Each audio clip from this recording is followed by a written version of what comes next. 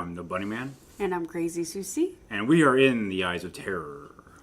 We're closing up the classics that never die with Dementia 13. Yes, we have this movie on a private collection from, I think it was released by Mill Creek. It's the best of the worst. And Manos in the Hands of Fate's on there. This movie, a few other good bad horror films on there. It actually comes in a box set with several other. We have the entire box set. And we found it at Walmart a few years ago. But you can actually buy it separately. But if you can find the box set, just buy the box set. There's like a few films. It's worth the collection. I think it's like a total like 50 films or something like that. This is the original one, not the remake. Yeah. So let's get into the shilling. So we have a Patreon, which has different levels, like most Patreons do. At the top level, which is $20 for an episode, you get an illustration for each episode and other awards. I said Discord originally. I'm still not sure. I still sort of have to think about that. If you have any ideas of what you would like to see as rewards, get back to us either on our Twitter, Facebook. I really don't know if you could do it on Instagram. But you can follow us on there and give us feedback on what you would like to see as a patron. And all that money will go back into the recording, such as new mics and new computer to do more video stuff. Just general equipment. Just general equipment. We have started a new Teespring account, and we do have some Halloween illustrations on there. We do have our Redbubble account, which has a lot on there. Mm-hmm. We still have our YouTube, and we do have some new videos on there. And we are going to post more videos of us going to Halloween supply stores. I don't know about you guys, but for us, Halloween is every day of the year, not just in October. And something you could keep in mind, and if you're a story writer or you have a tale to tell, we're going to have a competition for Halloween. It was the Halloween's Eve Creepy Stories competition. And we'll get back to you on the next, you want to say the next one? The first week of October, we will post the competition rules and regulations. Be on the lookout for that. We will post it on our Facebook page and on Twitter. So be on the lookout for that. The winner, we will do a podcast specifically. Well, I'll say the top three we'll read. Yeah, and then we will read the winners on our podcast, and we will have prize packs for the winners. I do know one of the prizes will be, we will allow the winners to choose one of Bunnyman's illustrations. And out of all of his illustrations that he's ever done, so you will be allowed to go through all of the ones that we've done. And we've been on here for a while, so that's quite a lot. Out of all the ones he has done, and we will give the winners a 8x10 printed illustration on photo paper. So it'll be a nice illustration. It's not going to be on regular paper, just so you know. It will look nice. You can put it in a frame and it will look nice. And we will send that. In addition to, the first place winner is going to have a lot more things. The second place winner will have more things. The third place will probably just be the 8x10 illustration that he will sign. It will be a signed illustration. We haven't quite decided what all of the winning prize pack will be, but that will be one of the things in the prize pack. So, anyway. So there's that. And if you want me or Crazy Susie, just an idea, to narrate it, don't. Please specify. Yeah. That would be great to let us know if you have a preference. Anyway, just be on the lookout for that, guys. Mm-hmm. That is what we would like to do in October. We're just trying to do different things, but we are going to continue our Halloween supply store series on YouTube. And we like to thank everybody that has watched that. That is actually our number one thing on YouTube right now on our side. And then everybody who's ever downloaded anything, who keeps downloading. I mean, our podcast is growing. It's growing, I mean, pretty well. So, Well, we do enjoy doing it, and it's nice to see that other people enjoy listening to us. So it lets us know that we're not just sitting here and blabbing about just for the fun of it. So we're glad that people enjoy hearing us. and then as always, share it with your friends, people who are interested in podcasts. And if you have any feedback, try to be constructive instead of other than "you guys suck." There's something you would like to hear or hear more of. If you have any suggestions, next year we won't be able to this year, but next year we would like to go to some horror cons and have a booth. That way we can do some illustrations and t-shirts and things and sign and Well, I'll tell you what. all of that. So there's 3 states that were really popular in. What's that? California, which is a little too far for us. I've always wanted to visit California, but not within a year. I don't think that's going to be physically possible. So California, Virginia, and Maryland. But they're both in the suburbs of D.C. Okay. So those are the 3 states. So if we get enough input of, yes, come to, let's say, Maryland, that's a little bit more easier for us to do. We wouldn't mind doing a local show if we have enough, where we're located, within a couple hour drive. Considering I'll probably be having some pretty extensive surgery soon, that might not be. No, I'm not saying this year, but... Well, no, even next year, I don't know. Anyway. Yeah. So we do appreciate everybody downloading and listening. We just wanted you guys to know that. So. Yeah. Well, thank you so much, and let's get on with the show. So this is Dementia 13, 1963. It's another black and white film. Yes. It is not rated. It's 75 minutes long. It is listed as a horror thriller. This film is scored as a 5.7 out of 10 on IMDb. Which, it's, for the reception of this film, still pretty high. Yeah. The budget for this film was $40,000, which is quite a lot for 63. I think that's pretty... And that was just the sort pretty of... big penny for that time. But that was a one-off budget. Yep. Yeah, there's a story behind how this movie even came into existence. I think it's interesting. We can discuss at the end. Okay. So, this is directed by Francis Ford Coppola. Yes, that Francis Ford Coppola who did Dracula with... what's his name? Keanu Reeves and Gary Oldman. Is actually one of my favorites, to be honest. Not because of Keanu Reeves. Because of Gary Oldman. He's also done several other films. He's actually known to be a very good director, visionary director. This is not one of them. I think he actually came out and said he would rather forget about this film, if I remember correctly. I was reading something somewhere about it. So they made another one. Yeah, we'll talk about that at the end too. So, did he make the second one? No. Okay. The writers are Francis Ford Coppola and Jack Hill.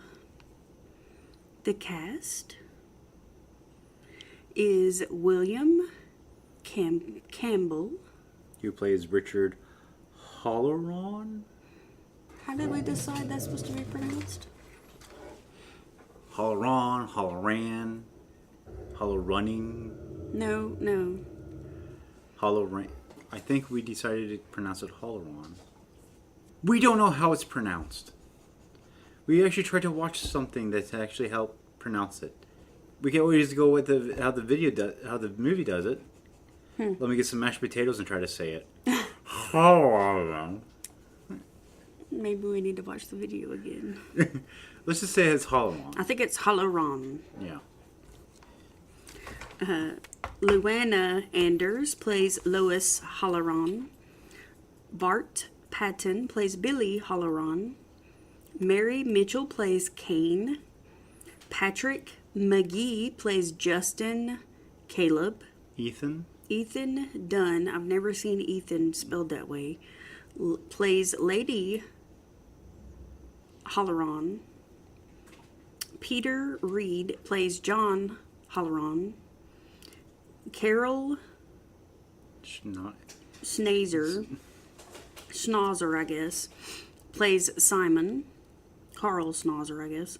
Ron Perry plays Arthur. Derry O'Donovan plays Lillian. Barbara Dowling plays Kathleen Haloran. The storyline of the film is a scheming widow hatches a daring plan to get her hands on her late husband's inheritance, unbeknownst to her that she is targeted by an axe-wielding murderer who lurks within the family's estate. Dun dun dun. Yes. So the film opens up on a man and a woman getting into a rowboat. That's what that's called. It's a rowboat. He's playing some music, and he's in a suit. Did you sketch a boat? I sort of did, yes. Sort of got bored. You got tired? Did you get bored during the the part of the film where she's trying to like aggressively get back to the estate, and I'm not going to spoil. You're not paddling fast enough, and she's like, "Never mind, you're going to die anyway." I'm not going to even explain. That's towards the end. I'll explain. It's not towards the end. It's at the beginning. No. I'll explain my sort of dislike, I guess, for this film. Just I don't dislike it, and I don't. It's not. I wouldn't watch it over and over again. Let's just put it that. I would have felt sorry for him. I would have just took the paddle and just whacked him over the head and let him have his heart attack in peace. Yeah. Poor guy. I mean, can you imagine? He was dying of a massive heart attack. You know how painful that would be? Yeah, but can you imagine? That is the last thing you hear before you die, is that screeching, shrill voice. He was dying of a massive heart attack. Do you know how painful that would be? Yes, I understand that, but she's over there still nagging at him. Well, she was like, "You forgot your pills again. Stupid idiot." But to answer your question, I don't think she could actually hit him with the paddle, because the paddles were screwed in. On some rowboats they do that, so you don't lose the paddle. Okay. Yeah. She could have took her shoe off and smacked him upside the head with it. I think that would be more annoying, because she didn't seem like she had enough strength. Just been, stop it, woman, stop hitting me with your Mary Janes. She's a woman, not a girl. I don't think she wears Mary Janes. Those are little girl shoes. I don't know a woman's fashion. You ever been with a woman that wore Mary Janes? You're dating a big girl. That's a life lesson. Don't date women that wear Mary Janes. They haven't grown up yet. Okay, so yes, so they get into sort of a conflict before they get onto a boat. He just wants to go off for a nice road to get away from her. She decides to join him, and they get into this fight about the mother's will. Well, first, she says he's rowing too hard. He says, "What are you afraid of? I'm going to have my heart." My heart's basically, what are you afraid of? My heart's going to give out? You afraid I'm going to die before my mother? If that happens, you'll be estranged to my family and therefore you'll be entitled to nothing. Yeah, and this sort of sets her off even more. Well, he starts having chest pains. She starts freaking out and asks him where his pills are. He says his coat pocket. She checks his coat pocket. The bottle's empty. She starts freaking out, starts screaming at him, and tells him how stupid he is for a man that has a heart condition not to carry his pills with him. I sort of think that he meant to die. I think he was just like, I'm done. This is suicide. I'm out of here. So he tells her, get me to shore. I'm gonna die. So she does attempt to row him to shore, but he dies on the way. So I think she starts like aggressively rowing, and then she's kind of just like, screw it. Yeah. Forget about it. So she struggles to throw him. She awkwardly throws him overboard. A leg, and then this, and then he floats to the bottom. Well, he's over twice her size. I think he is. I'm not saying he's not. He's a big dude. He is a big dude. But, and then from the get-go, she's complaining about the music he's listening to, which is early rock It's kind of like Elvis-style music. Yeah, and so she chucks that into the lake with him. The radio, yep. Yep. And I actually sort of enjoyed that. I mean, I enjoyed that, the audio of that, because not many people would have done that, where it actually started. It won't automatically short out as it hits water. It would take a while to, especially those old radios, it would take a while to flood into the interior, and then electrocute, short out the fuses and stuff. So it actually started breaking up towards the bottom of the lake than it does when it first hits water. Mm-hmm. I thought that was just a little neat little additive to the effect. Yeah. And so he's currently resting at the bottom of this lake with a pillow of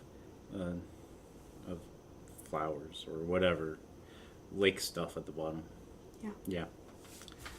So she gets back to her car and she contemplates a plan. She decides she's going to type up a letter to her husband's mother as if her husband had went on an out-of-town trip. And then she started. So she typed up this, going, I've gone to New York. I don't know when I'm going to be back. Blah blah blah. Love you, Mom, or whatever.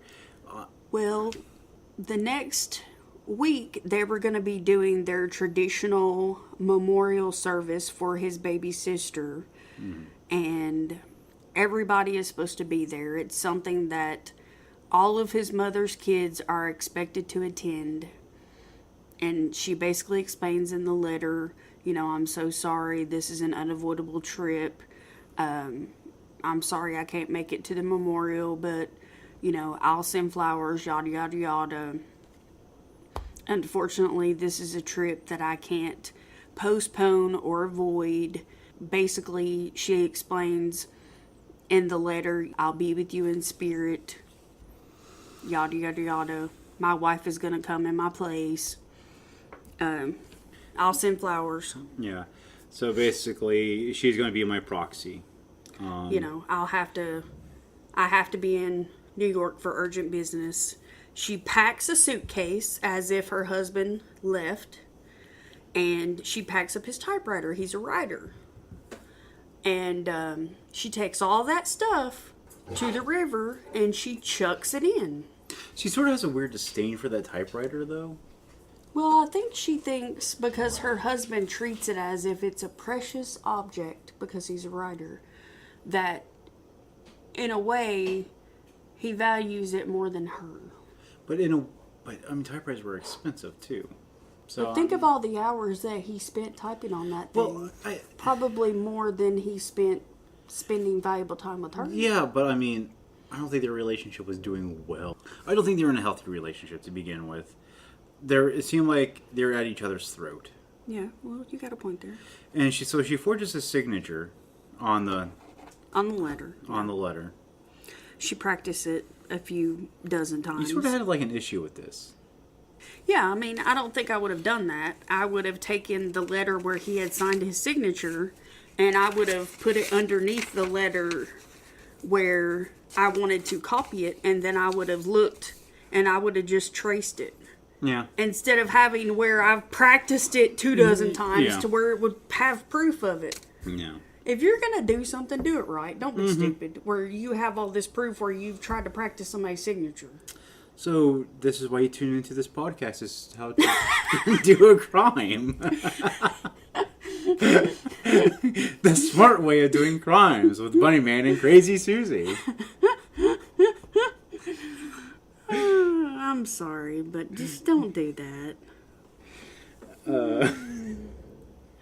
Okay. So where were we? She threw his suitcase and typewriter. She got a lot of pleasure out of throwing that typewriter in the lake. Mm-hmm.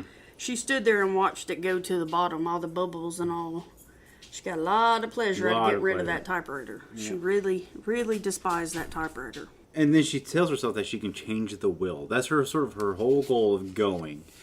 Right. Because the mother is, in her mind, is a loon. The best way to put it. She is just a nut house on a hill. Yeah. Yep. She decides to play as if nothing is wrong. Yeah. So she goes to the castle, and she listens to the mother say that the castle's haunted by, or the spirit of Kathleen is within the walls of Castle Haloran. Yeah. So her name is Lois. Lois talks with the groundskeeper when she gets there. And she finds out that Kathleen was drowned during a wedding. He says he would almost bet a wedding would never take place on the grounds again. Well, the mother-in-law, she's not very fond of any of the women her sons have chosen. Yeah. She is just not very particular. She's very much, she loves her sons. And I guess she just wants to protect them. And so she is just not very fond of any of the women in their lives. They have their memorial service for Kathleen on the anniversary of her death. The mother insists that only her and her sons attend.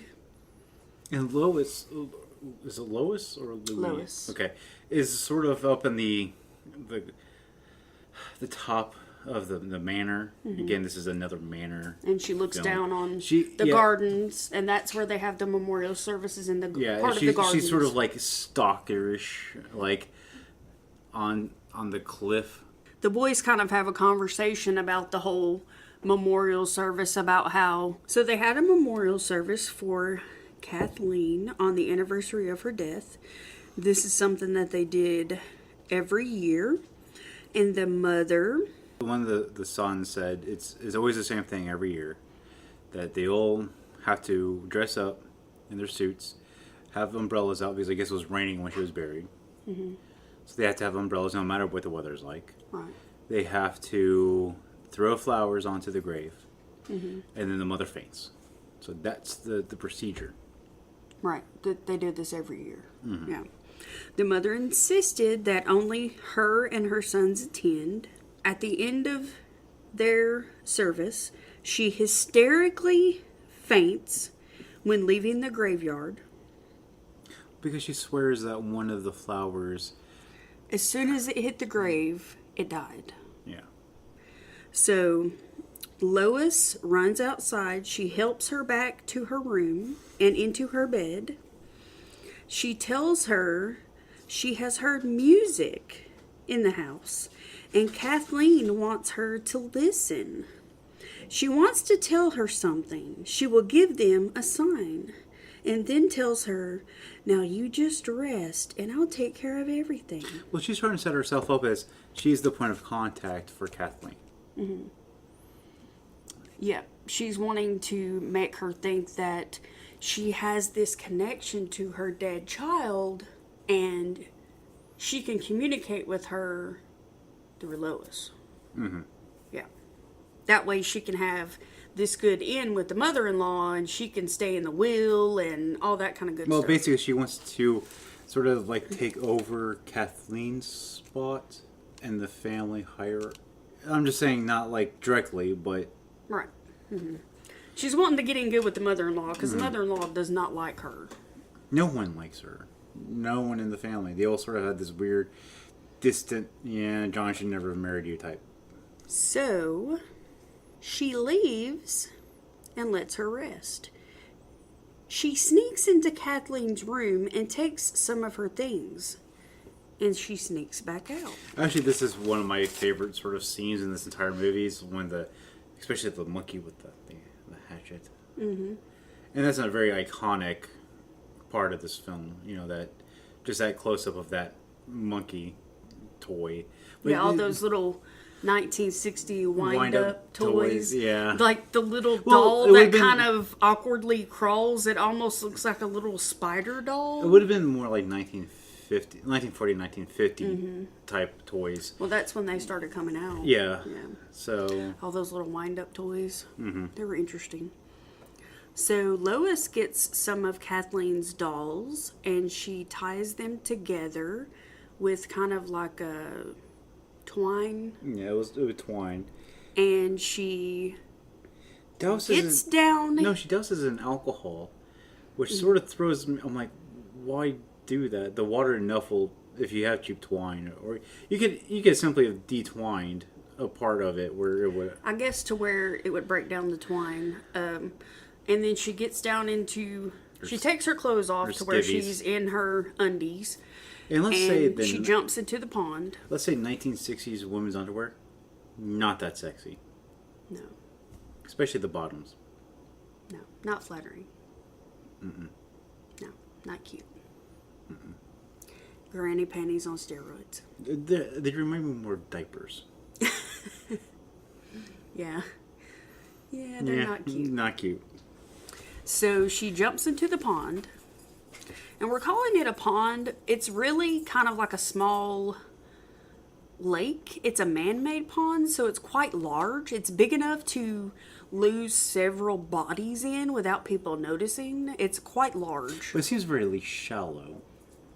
Or at least parts of it. No, she jumps in and she's chest deep in it towards the side.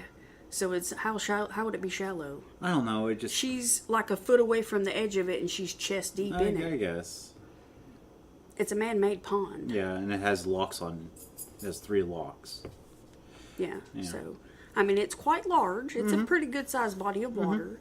But they call it a pond because it's on their property, and they're the only ones that have access to it, and it's man-made. So, yes, by all definition, it is a pond, but it's a big-sized body of water. Yeah. So she jumps in, and she's just on the outside edge of it, and she puts the dolls in the water. And she has them, the twine, she's going to kind of hook it to a reed or something in the water. She has it hooked up to a wrench. A wrench, like she tied it to a wrench, she's weighted. Yeah, she's weighted to a wrench. And I think she put the alcohol on the twine to kind of break the twine down to where in a day or two, the twine would be broken down and then the dolls would start floating to the surface of the water. Yeah. But you said that, even the alcohol, you submerged it. I mean, the submersion, I think, would dilute the alcohol. Yeah, would dilute the alcohol, but it would also, affect the twine's strength. And you could simply not cut it all the way, but nick it where it would have just sort of raveled away. Yeah. So again, how to do a proper crime. So she, like we said, jumped into the pond in her undies to put the dolls in. She kind of weighted them with the wrench to where in a day or two they would start floating to the surface, and hopefully somebody would be outside and this would come to their attention, and then they would be like, oh, these are Kathleen's dolls, yada yada yada. It's a message from Kathleen. Right, because she drowned in this pond. Well, she drowned. I think she drowned within that sort of area of that pond. Right, it was on that side because it was near the fountain, because the wedding was going on that end of the property, and the funeral. It was a wedding. Oh, okay, the wedding, yeah. She was playing out by that side, and I guess there was so much commotion going on that no one realized she had fell in. Mm-hmm. She didn't know how to swim. She probably panicked, and so she had drowned. Yeah. And nobody got to her in time to save her. So, she comes up for air. A man is at the shore. Well, before that, she sees the it looks like a tombstone and a body of a young girl at the bottom of the lake laying in there. Mm-hmm. and she freaks out. Right. So she comes up for air. She's like screaming under the water. She jumps up out of the water. And she has her eyes open underneath the water, and I'm like... That's always weird to me. I don't know why. Yeah. That's creepy. So she jumps up out of the water, and as she does this, she sees a man at the shore with an axe. Well, he just gives her a good whack, and we have... Kill number 1. Yep. So I give this a 4 out of 5. It's a really brutal... You don't really see a lot. No, but you know it's gruesome. But it's a really long scene for an axe attack, and your mind makes up for what is going on. You fill in the blanks. You see her clawing at the grass, trying to get out of the water, pulling at the grass at the shore. You hear screams. You hear the axe coming down. Yeah. It's a pretty brutal attack scene. So you don't actually see any blood or anything like that, but you hear all the sound effects and you see her trying to, free herself from the water and everything. You know, a lot of people don't know this, but British films, they were not allowed to show gore. Mm-hmm. And that was, I think, up to even recently. Because there were several films released here in the United States that had to be edited or banned completely over there. I think like the original Chainsaw Massacre was banned for a long time over in the UK. Although there's no blood in it, it was just perceived. Right. Well, I was going to say the Chainsaw Massacre. There was never any blood in those films. Texas Chainsaw. Not the first one, no. Right. The other ones, yeah. They eventually added it. Yeah. Because your mind is a powerful thing. So. Okay, so Lois, she is our first kill. And I honestly was sort of glad that she died. Well, the mother has her doctor to come over, and he encourages her to get out of the bed and wear something nice, because when you look nice, you feel better about yourself. Mm-hmm. And she's in this depression because it's the anniversary of her daughter's death. So he encourages her to get out of bed and put something nice on so she feels better about herself. And they have their butler and everybody to fix the table that's out on the front lawn. So they have a nice family brunch. They have everything set, Everybody's sort of having a good time, yeah. Everybody's in more of a lighthearted mood. Mm-hmm. Everybody's mind is kind of switched to more of a lighthearted mood, and they're trying to get Mother to kind of change gears in her mind to be more lighthearted. And she sends her maid to look for Lois. Kane and Caleb just came home from town. They left early that morning, and they say, we've not seen Lois. And it just seems sort of like, we didn't really see her. Right. The mother is really the only one that's concerned about Lois's whereabouts. Just because, like I said, I think she's just waiting for that message through. She wouldn't care so much if it wasn't for Lois setting it up that Kathleen... She planted that seed. Yeah. And she just really needs to know, you know. So everyone goes out to the lawn, and they have lunch or brunch, whatever, out on the lawn. They have this nice table setting, and everything is set up really nicely. The mother sees Kathleen's dolls float up to the surface of the pond. Kane tells Richard he is different here at his mother's. In case you're not aware, Kane is a woman in this story, and Richard is one of the brothers. So he's like the sculptor. He's the artistic brother. I believe Richard is the eldest brother. Yeah, but he's the artistic, so I think he has he's more artistic, temperamental, so... Yeah, and Kane and Richard are engaged to be married. Because Kane keeps saying that you're different here, not in a good way, saying you're not the man I fell in love with.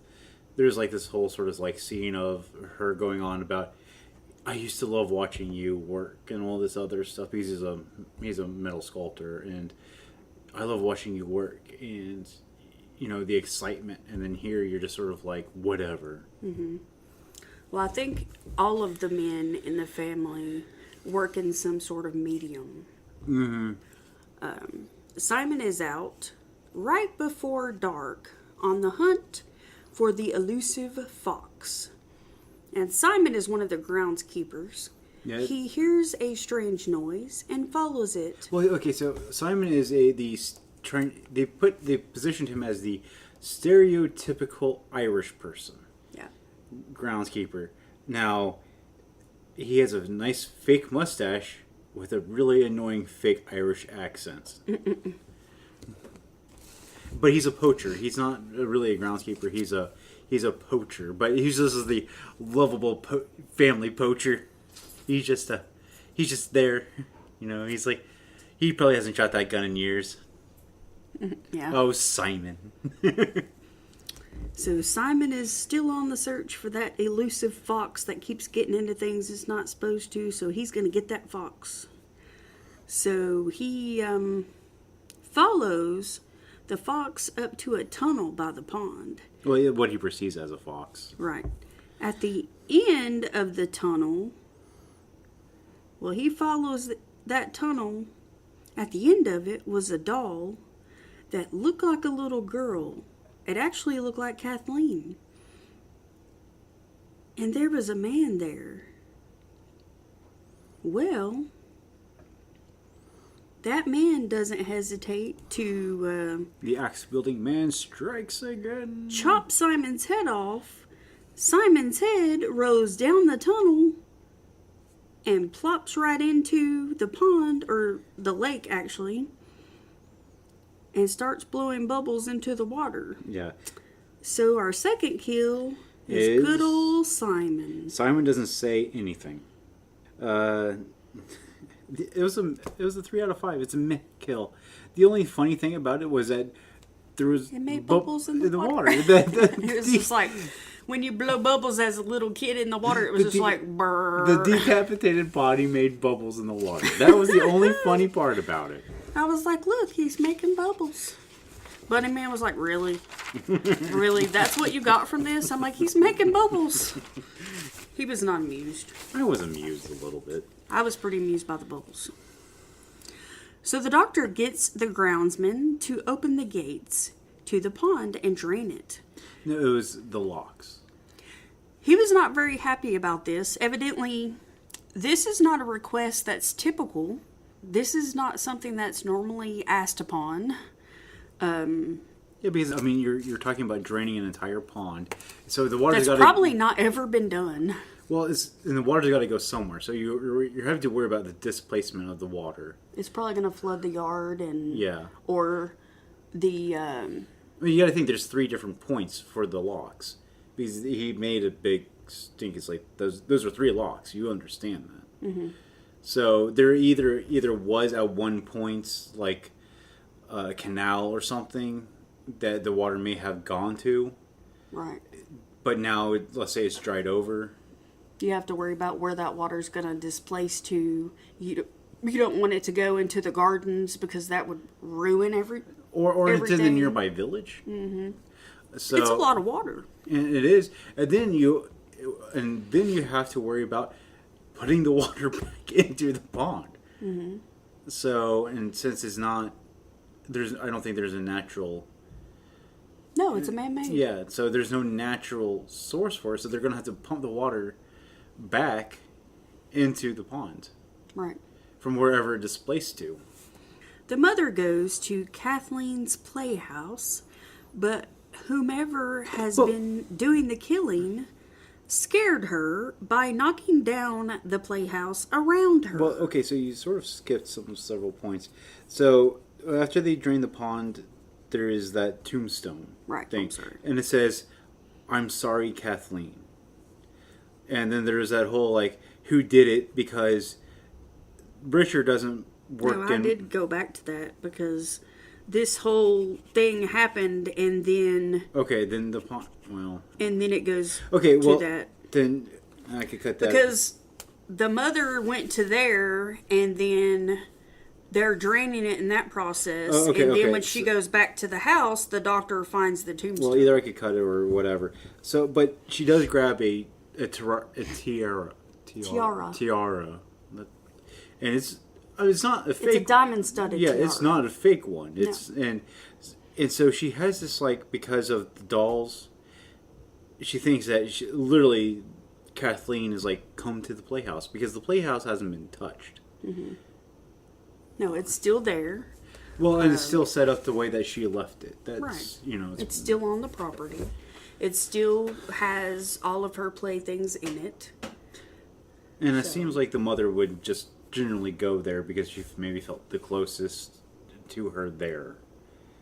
And the person that was doing all of this killing literally took the axe and knocked down the ceiling around her. Well, but she sees the doll.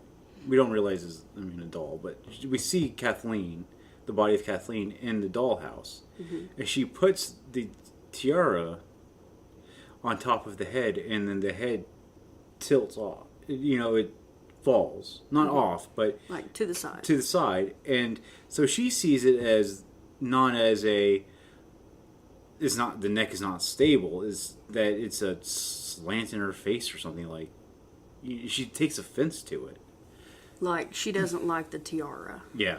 And she's having a conversation with it like, oh, but you liked tiaras. It was your favorite. They're, you liked how shiny they were and all this other stuff. And then the ceiling starts coming in. Yeah, then we get into the crazed Axeman tearing down the dollhouse bit by bit. So. Right. And, this is a terrifying scene. Okay, so. So she runs back to the house. She passes out outside of the house. And Kane finds her, yells for Richard to come outside.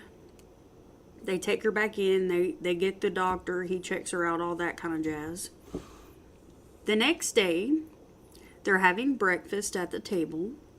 The groundsman comes in and asks for Dr. Caleb. Dr. Caleb comes to him and he says, Dr. Caleb, I drained the pond as you asked, but I found something. You need to come and look at it. So Dr. Caleb comes outside, and this is when he finds the headstone that was in the pond. And said, I'm sorry, Kathleen. And there was the big confusion of who did it, because supposedly the only person that worked in stone was the father. No. All of the men in the family were trained in the art of stones. Mm-hmm. Carving stone out of stone. All of the men in the family were trained in that art. Yeah, but no one, I guess, I'm not saying that they weren't trained in it, but it was more like who was proficient at it. Well, the mother stated that all of the men were trained in the art of carving in stone.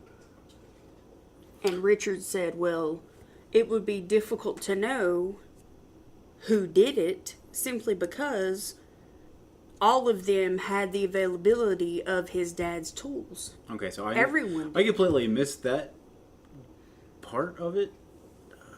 Everyone had the availability of his dad's shop. So they went to go investigate said. Everybody, all of the men in the family were trained in the art of stonecraft. Sculpting in stone. And then he also was trained in the art of sculpting in metal. Well, I think it more is like with any sort of art. You're generally, if you have an artist parent, they train you in what they know, and then you sort of take off from there. And like he was saying, he said you first have to narrow down what tools were used to try to figure out who did it. He said, but that wouldn't even tell you because everybody on the grounds had access to his dad's tools. Yeah.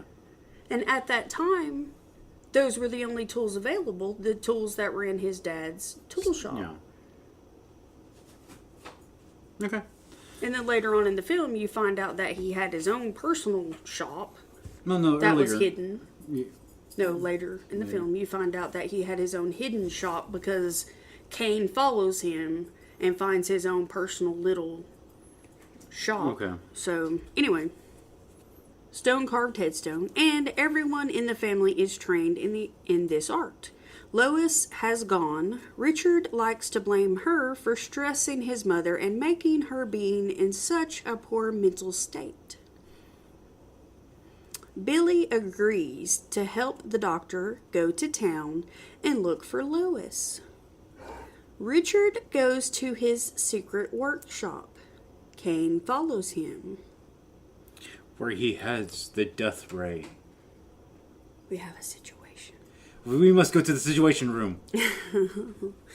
Richard and Kane get married at the house, which I find to be strange because, supposedly no weddings were ever going to happen there again. But Well, I think it was more because the last wedding there was so overthwrought. I don't even think that's the right word. Such a stormy occasion. Right. It was such a traumatic event. With the death of Kathleen. Yeah. That is because but the mother is in such this she lives just on that day. Her she will always remember. She's not. She can't get past that. So to her, she can't get past that one day. So why would anybody want to get married? While they're in Richard's secret workshop, you see in the background of the workshop on a little Bed. platform, if you will, almost like a, what's the word? A slab piece. We'll just call it that for right. Yeah, but it's almost like a, my brain is not wanting to let the word out. Anyway. Is Sacrificial an altar? Altar, yeah, there you go. Is that doll that looks like his sister? Yeah, but up around is you. You can't just see it because there's all these sculptures and everything that are blocking it, but you see it. Yeah, they pan out on it, but it's also there's a bunch of spider webs and stuff like that too. So it's hidden, but you see it. They don't see it. They Richard and Kane don't see it, but because of how the camera angle is, we're allowed to see it. But the whole Kane and Richard thing, it was more of he was trying to investigate, but then it turned into sort of a passion because he finally got away from everybody else. Right, but he was kind of upset with her for following him because that was his kind of secret getaway spot, and he really didn't want her to know about it. Anyway, during the wedding, the doctor tries to warn Kane in his own way, but she doesn't listen. The doctor sings to himself the song Billy sang to him and figures out where Lois and Kathleen's bodies were. Well, this Dr. Caleb takes him to the pond, the pub, not the pond, the pub, and gets Billy sort of plastered. Mm-hmm. And then he starts singing this. I only got this fishy. I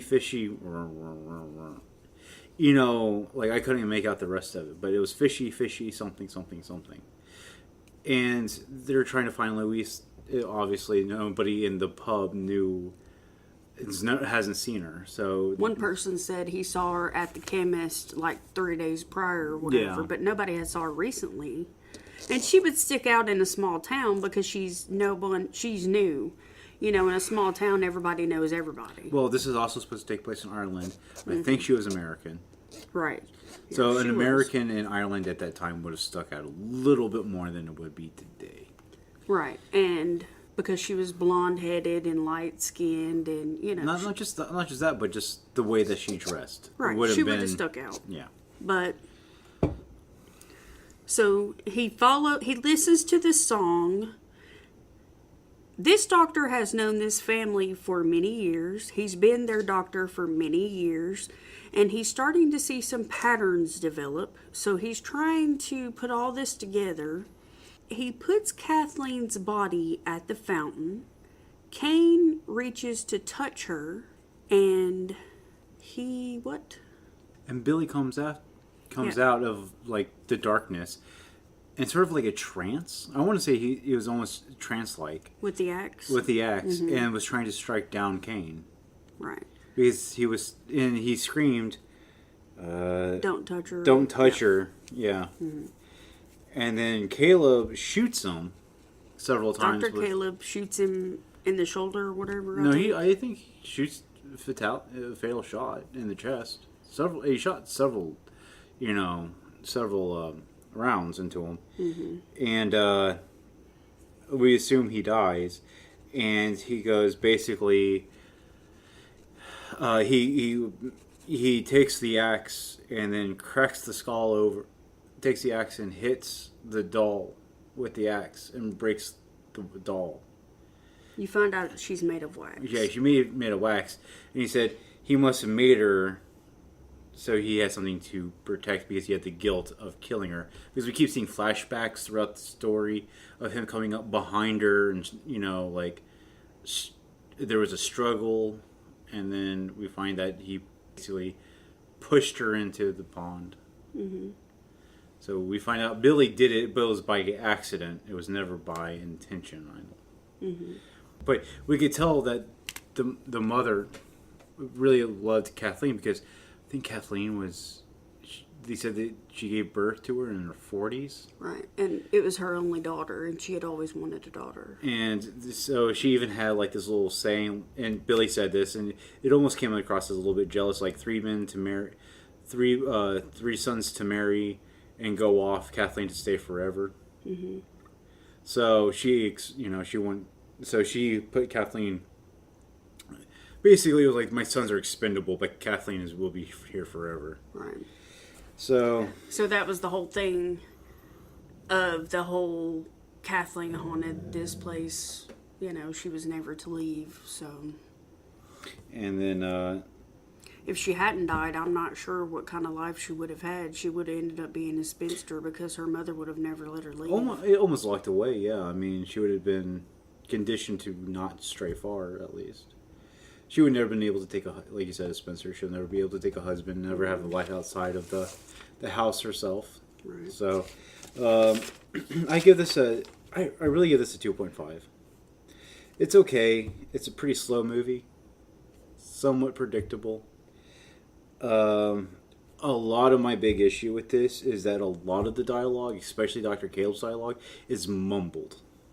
Yeah, it's not very clear. So that's where I sort of lost a lot of my interest, and you picked up more than I did, is because it was just mumbled throughout. I'm like, I can't understand it. So I sort of like caught myself doing other things than paying attention to this movie.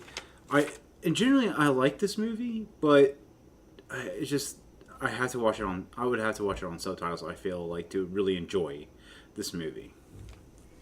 Well, some parts of this film seem like maybe it was an afterthought simply because it really was. Yeah. and it doesn't... This film was really... I'm sorry. Leftovers from another film. Well, the whole movie was an afterthought. Right. It was leftovers from another film. And...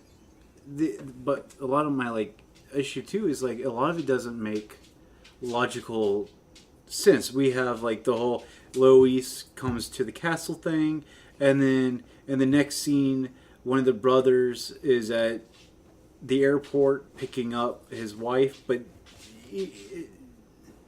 picking up his fiance, and it was a very abrupt cut. Mm-hmm. Well, that part was confusing to me because his girlfriend Kane and Louise look so much alike. Well, and you also pointed something out. So Richard and Billy are both brothers. They both have the same name, just one goes different by forms. I was like, that's not confusing and honestly, at all. And honestly, they sort of do look very similar. I mean, yeah, everybody in the movie. And Kane and Louise look like they could almost be twins. Yeah. And a lot of most of the movie, yeah. They had them one was wearing dark clothing and one was wearing light clothing. And if they didn't do that, because their hair was both very light hair. Yeah, mind you, this is a black and white. And they had a very similar hairstyle. Well, I don't think we mentioned it, but this is a black and white film. It's a black and white film. So... yeah, there was... It wouldn't matter what color they were wearing. If it was both light colors, it would look like the same color. Well, it even seemed like the names were just sort of like an afterthought. You know what I'm saying? Like, for a while, we thought Richard was somebody else. Was Caleb? We missed, there was just... The character development could have used a little bit more. Yeah. Anyway. I think the basis of the premise of the film was really good. But it could have used a little bit more. But with the trivia, it explains a lot. Well, I think my biggest thing is, even if the movie was there, like the way that it was just... The mumbling is what killed me. I just could not understand the dialogue. And it wasn't even like... There was no accents or anything, so you can't blame the accents. Except for that really fake Irish accent. Yeah. But you could understand him, even with the fake accent. Yeah. You could understand what he was saying. Yeah. It's Billy in some of the scenes, the doctor in most of his scenes, and Richard in some of his scenes. Yeah. They just really sounded like they were like, let's just get this over with. They probably only did everything in one take. Yeah. And they were just like, let's go, let's do this, come on, let's do this, go. We're on a time schedule, people, let's go. And I really don't know, I've never seen, and again, I don't think they were very big, I think they were just C-rated stars. Mm-hmm. Like, this may have been their first breakout role. Luna. Quit that. So the trivia for Dementia 13 is Francis Ford Coppola was assisting Roger Corman on the set of The Young Racers in Ireland. Corman allowed Coppola to use the same set, crew, and actors. Luana Anders, William Campbell, and Patrick Magee from this film if he could shoot around the shooting schedule of Corman's film. The film was originally going to be titled Dementia. The 13 was added because it was discovered that the title Dementia had already been used earlier for a 1955 film. This next one explains a lot of what our complaints are. It was shot in only 9 days. So if you have a film that's shot in only 9 days, like I said, most of the film was probably done in only one take. Most scenes were probably done in only one take. If it was shot in 9 days, I would say most likely 90% of everything was done in one take. Yeah. So, director Francis Ford Coppola met his wife Eleanor Coppola during the making of the film. Yep. So, I also read that the budget for this film was actually... Basically, the reason why they let him have the other film, make this film, around the other film, is that they had excess budget. Mm-hmm. And they had to spend that budget. So that's how they... So everything was just sort of like leftovers from the main film. Now, they did make a remake of this film in 2017. It was from the network Chiller before it went belly up. I think I have it somewhere. We just haven't yet to watch it. We just watched the trailer actually right before filming, before podcasting or recording. It looks like they replaced all the sons with daughters. Yep. And it set it in America.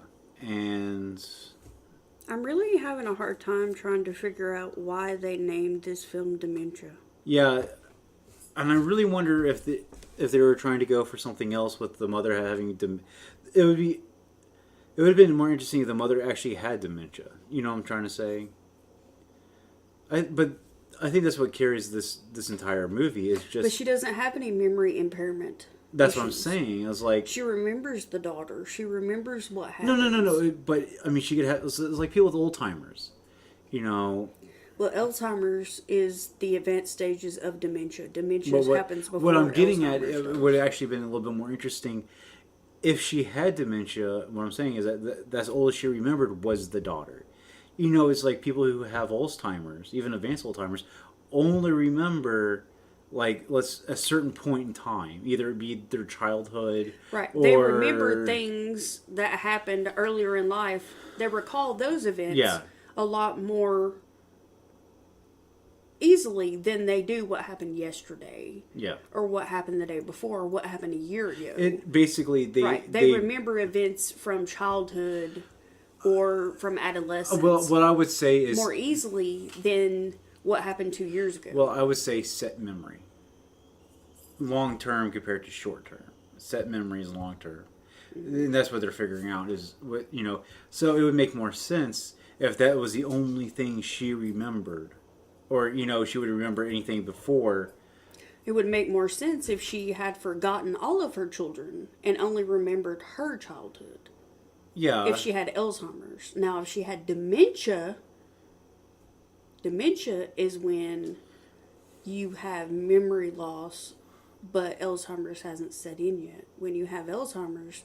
Yeah, and that's what I'm saying. I think it is advanced already. But possibly they were trying to... But because the name is dementia... is when you start forgetting, did I turn the stove off? Did I eat dinner? You start having those kind of memory issues. Well, I wonder... to where she couldn't be left alone. She would need somebody there to help her, a nurse or something, to help her care for herself. Did she take her medication? Things like that. So she would remember her daughter. She would remember her children. It hadn't got to that advanced stage but I'm yet. saying, it would just been, I think, a more interesting story. But the name makes no sense in this context. I think, with a lot of old movies, sci-fi and stuff like that, the name has nothing to do with really the movie itself. It's just trying to get people into the theater. Well, the paranoiac, it makes sense because Simon was paranoid. But, they could simply have called it paranoia instead of paranoiac. It's just... Well, I think it was more of a play on words. It sounded better to title it paranoiac than paranoia. Well, and it's like with Dementia 13, I think this is a classic drive-through movie.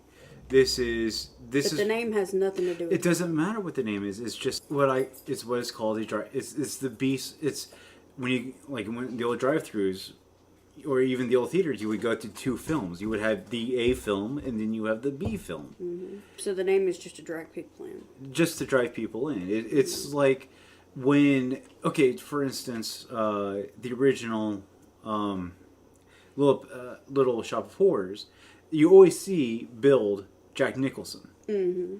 Jack Nicholson shows up for 5 seconds in that entire film as a customer. He has nothing else to do.